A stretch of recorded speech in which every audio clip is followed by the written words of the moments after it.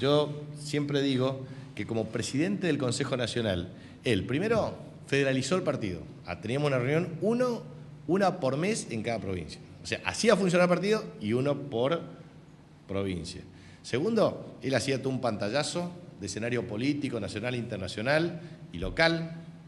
Tercero, no, nada que ver con ese modelo de ejercicio autoritario. O sea, él tipo decía, a ver, Jorge, habla de tal cosa, o sea, me dice, no, yo no organizo, hago esto, qué sé yo. Y la verdad que todos participaban opinando sobre distintas cuestiones vinculadas a esto. Para mí, la historia argentina, en 200 años, en este bicentenario, se ha caracterizado por 3 tensiones irresueltas. La primera tensión es la tensión entre gobernabilidad y calidad institucional. La segunda tensión entre estabilidad macroeconómica y crecimiento. Y la tercera tensión entre inclusión social y distribución del ingreso. Y eso dio lugar, históricamente, a 3 asimetrías de carácter estructural. La primera, asimetría en la distribución funcional del ingreso, o sea, entre la participación de la riqueza de trabajadores y empresarios, o de capital y trabajo. Las asimetrías profundas entre las distintas regiones, territorios y o provincias ricas, provincias pobres o excluidas estructuralmente del desarrollo. Y en tercer lugar, una distribución intertemporal del ingreso, o sea, niños, jóvenes y adolescentes y ancianos.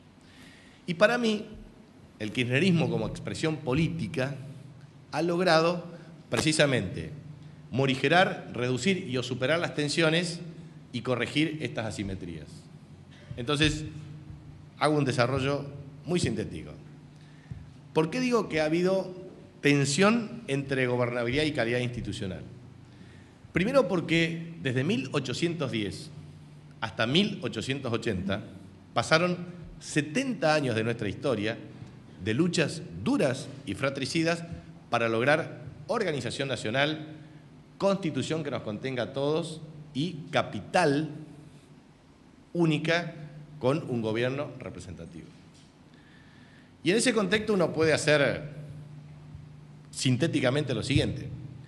Nosotros cortamos parcialmente el cordón umbilical del Reino de España el 25 de mayo de 1810, porque en definitiva hicimos una revolución en nombre de Fernando VII. Luego, esa revolución de mayo fue una revolución de húsares arribeños, porque en definitiva fueron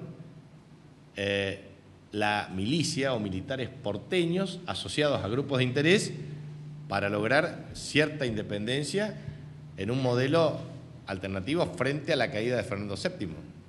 Pero en definitiva, lo que nosotros teníamos es que fue una revolución centralista.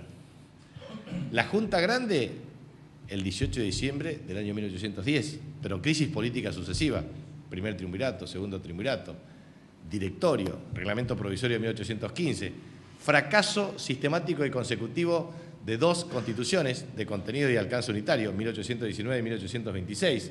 A su vez, crisis política, la representación de Provincias Unidas de las relaciones exteriores, del transporte fluvial y navegabilidad de los ríos interiores, y obviamente de la distribución y de la captación de los fondos de las aduanas, sobre todo de la aduana de Buenos Aires y de su no redistribución en el interior. Pero en definitiva, desde la batalla de Cepeda, desde los tratados de Venegas, tratado del Cuadrilátero, el Pacto Federal, la batalla de Cepeda y Pavón, digamos, con Rosas, Urquiza, la puja entre federación, confederación y sistema de gobierno, todo eso generó tensiones fuertes entre gobernabilidad y calidad institucional. Por eso es muy importante entender que la Constitución de 1853, cuando se sanciona en términos de confederación, no es admitida por Buenos Aires. 1860 y recién en 1880 logramos una Constitución reconocida por todos con la capital en Buenos Aires, pero en definitiva con la integración de todas las provincias. Entonces, lo que yo digo es, 70 años de historia fueron de tensión entre gobernabilidad y calidad institucional. Pero en 1880 el pueblo no votaba, había una fuerte exclusión. analfabetismo 80%, ley 1420, que generó todo un proceso para la educación popular en la Argentina, y recién la ley Sáenz-Peña, del voto único, secreto, obligatorio y de carácter universal, fue lo que permitió la irrupción del irigoyenismo en 1916. Pero fue el peronismo el que le dio entidad política a los trabajadores organizados como columna vertebral del movimiento, y el voto femenino en 1947 con el objeto de garantizar definitivamente un modelo de sufragio universal y de participación popular como sostén de políticas de liberación nacional y social. Se inicia en 1930 la pendularidad de gobiernos civiles y militares, que llega inexorablemente a las crisis políticas sucesivas hasta una dictadura militar genocida de 1976 y la irrupción de un liberalismo a ultranza que destruyó la industria nacional, que destruyó el ingreso de los trabajadores, que pretendió todo el tiempo destruir lo que el peronismo había construido, que es la organización de los trabajadores, su representación, la Confederación General de Trabajo y, naturalmente, la sostenibilidad de un país para todos, en donde el trabajo, el consumo popular, la dignidad del hombre sean la base esencial del progreso y el desarrollo de nuestro pueblo. Y por eso me parece muy importante, y decía esto, porque durante el mandato de Néstor Kirchner primero y de Cristina, se ha logrado morigerar o superar esta tensión, porque siempre los gobiernos han tenido la siguiente visión. Los gobiernos de mayor poder político tuvieron cierta tendencia hegemónica y alteraron los patrones o los parámetros normales de calidad institucional. Este gobierno tomó varias decisiones estratégicas. Primero, recuperó autoridad política. Cuando se produce la crisis 2001-2002, definitivamente el sistema político estaba debilitado, destruido, desorganizado. No existían los partidos políticos como expresión de organización cualitativa de criterios y parámetros de representación. Néstor Kirchner recuperó autoridad política, autoridad presidencial.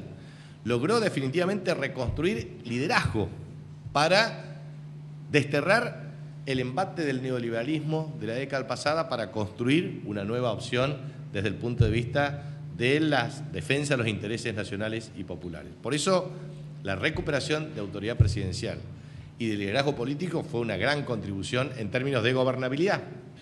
Segundo, la gobernabilidad en sí creó confianza popular, y la confianza popular se permitió generar credibilidad.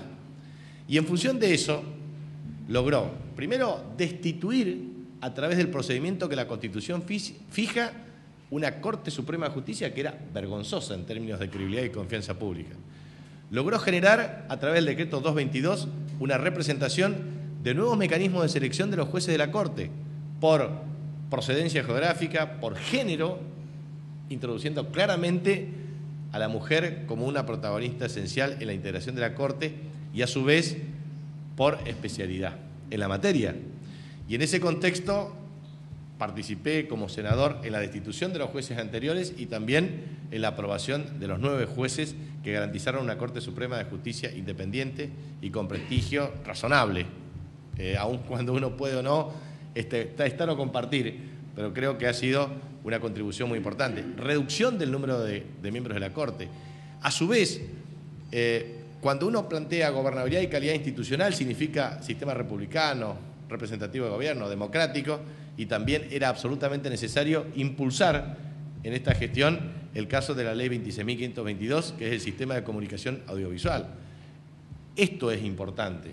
Se garantiza la libertad de expresión, pero no la imposición de los grupos mediáticos. Entonces, si uno advierte que bajo su liderazgo la gobernabilidad también se transformó en calidad institucional. O sea, se recuperó la autoridad presidencial, la capacidad de construcción de liderazgo político, de poder político, garantizando libertad de expresión, pleno funcionamiento de las instituciones y, sobre todo, sin alterar en lo más mínimo la libertad de expresión, sin ningún preso político, reivindicando una política de derechos humanos de memoria, verdad y justicia, terminando con las leyes de impunidad para que sean juzgados y condenados los genocidas que, naturalmente, cometieron el mayor genocidio en la dictadura militar.